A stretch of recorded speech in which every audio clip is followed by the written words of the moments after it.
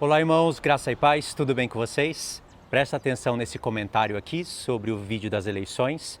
Eu quero mostrar para vocês, através desses meus últimos comentários, o que os sábios podem aprender com as eleições de 2022, com todos esses conflitos. Vou fazer esse comentário simples, parte 1, parte 2, e vou colocar dentro da minha playlist. Acho que já são 10 vídeos falando sobre todos os conflitos da eleição. Então, separei ali alguns textos, vou ler para vocês. Não vai aparecer o comentário na tela porque eu vou mandar o vídeo direto para o YouTube. O estudo das duas casas de Israel, ele vai ficar para amanhã, tá bom? Amanhã ou depois de amanhã, eu vou estar lançando ele no canal. Então é o seguinte, eu vou falar para vocês, já pensando nas pessoas que me assistiram, que vão poder comentar de maneira coerente, porque as pessoas que não me acompanham e não me acompanharam nesses estudos, não vão poder comentar de maneira coerente. Mas eu vou deixar os comentários para vocês verem aí o tipo de mentalidade dos cristãos. Então, o que eu pude aprender com todos esses conflitos das eleições de 2022 e das manifestações que as nações fizeram, que as nações não, né? Que o Brasil fez e os cristãos foram no embalo. Seguindo o pensamento direto do último vídeo, eu mostrei para vocês a idolatria de muitos cristãos. Seguindo o rumo das nações, o fluxo das nações, no sentido de irem lutar com a força do seu próprio braço. E aí, conforme eu fui mostrando as questões da palavra, mostrando como o cristão deve agir no meio dessa situação, e fui citando os textos da palavra de Deus, que não tem como negar aqueles textos, muitas pessoas foram criando discursos para se desviar da instrução, principalmente por causa de canais de geopolítica. Vou falar para vocês, maldito canal de geopolítica. Perverte a mente das pessoas. Eu tenho nojo de canal de geopolítica que se quer fazer de cristão por causa disso. Uma péssima influência. Divulga tudo o que não presta, contamina a mente das pessoas com lixo vazio de escritura, só pensando em capinha sensacionalista, título sensacionalista, assunto sensacionalista, só pensando em monetização e dinheiro. E eu sei muito bem do que eu estou falando. Não estou falando de maneira injusta. Eu sei o que eu estou falando e vocês podem verificar isso. Então esses canais atrapalham as pessoas. Sempre atrapalhou e sempre vai continuar atrapalhando. E vão continuar falando de evangelho. Eles, junto com outros pastores, influenciam as pessoas a seguirem o rumo, o fluxo das nações. Lutar com os braços, os próprios braços, com a força da carne. Na verdade, por um homem, por Bolsonaro. Só que eles falam, vocês conhecem o discurso, não é por Bolsonaro, é pela nossa própria nação. Esse é o discurso deles, não é? Talvez seja o seu. Vamos pôr à prova se você luta pela sua própria nação mesmo? Vamos pôr à prova o que você talvez tenha feito pela sua nação? Porque na verdade você não fez nada pela sua nação. Você está fazendo com medo de te faltar trabalho. Porque você tem filhos, você depende de um salário, de 2, 3 salários, e isso pode vir a faltar. E você fica com medo de não ter o que comer, o que beber, o que vestir. E aí você vai na força do braço para a rua falar que está lutando para o Brasil. E uma outra frase enganadora, clichê, frase que está na boca de ímpios e que os cristãos deveriam meditar mais antes de falar. Nós não queremos que o nosso Brasil, presta atenção, a nossa pátria, não fique igual uma Venezuela da vida. Essa é a frase clichê. É claro que ninguém quer que o Brasil ou que qualquer outra nação fique igual a Venezuela. Isso é uma verdade. Só que uma verdade maior do que essa, e uma verdade celestial, é que qualquer nação do mundo ficará 10 vezes pior do que é a Venezuela. Está profetizado. Esse mundo é uma grande Babilônia. O Brasil é um país terra de idólatras. O que te salva da ira que vai cair sobre o Brasil e sobre todas as nações da terra, aquelas que Deus falou para Jeremias entregar o cálice dele para todas as nações e reinos do mundo beberem, Jeremias 25. O que te salva disso é a palavra de Deus. É o esconderijo que Deus preparou para os santos no deserto. É a única coisa que vai te salvar. Porque o Brasil é uma terra idólatra. É uma terra que merece punição. E cairá sobre ela a ira de Deus.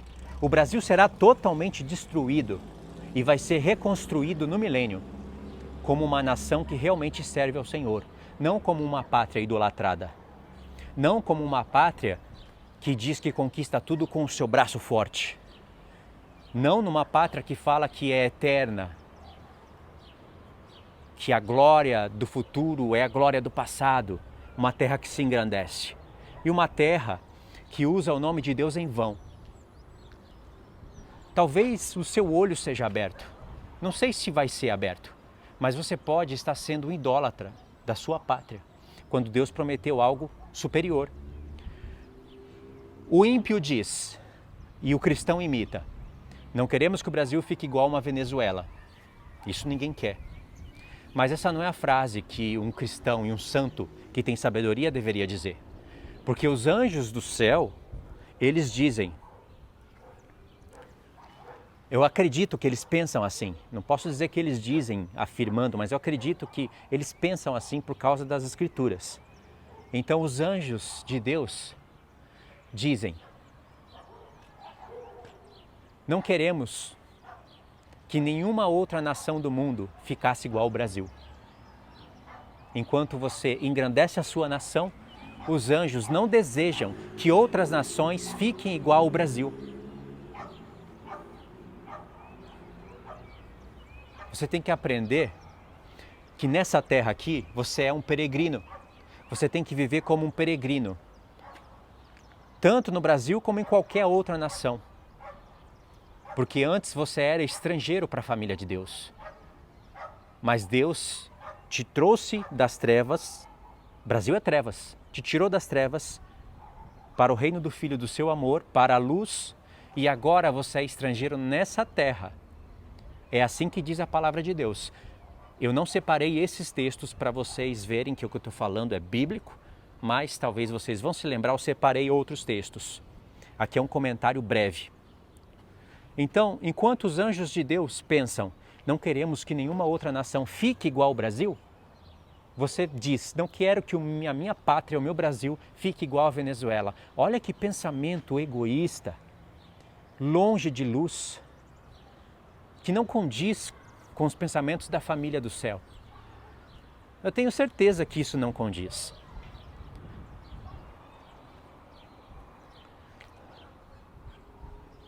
Então,